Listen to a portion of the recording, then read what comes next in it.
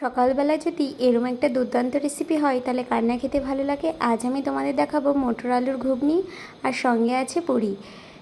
মটরগুলোকে আমি প্রথমে সেদ্ধ করে নেব, আর এদিকে কড়াইতে সর্ষের তেল দিয়ে গোটা শুকনো লঙ্কা, তেজপাতা, জিরে, গোটা গরম মশলা, পেস্ট করে রাখা মশলা, কাঁচা লঙ্কা, আদা, জিরে আর পরিমাণ মতো নুন হলুদ দিয়ে মশলাটাকে আমি ভেজে নেব।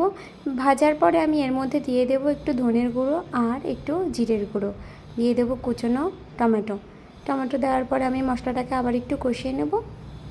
কষিয়ে নেওয়ার পরে যখন দেখবো একটু তেল ছেড়ে এসছে, এর মধ্যে আমি দিয়ে দেবো সেদ্ধ করে রাখা মটরগুলো দিয়ে আমি আবার ভালো করে কষিয়ে নেব। আর মটরগুলো যেহেতু সেদ্ধ হয়ে গেছে আগে, সেইভাবে অতটা করতে হবে না, আর মশলাও কষানো হয়ে গেছে। তারপর আমি কি করব, এটাকে ঢেকে রেখে 10 মিনিট পরে আবার একটু জল দিয়ে দেবো। জল দিয়ে যখন দেখব মটরের ঘুগনিটা প্রায় রেডি, তার উপর দিয়ে আমি দিয়ে দেবো একটু গরম মশলার গুঁড়ো আর দিয়ে দেবো স্বাদ অনুযায়ী চিনি, আর অবশেষে দিয়ে দেবো একটু ধনেপাতা কুচি। দিয়ে রেডি এই ঘুগনি।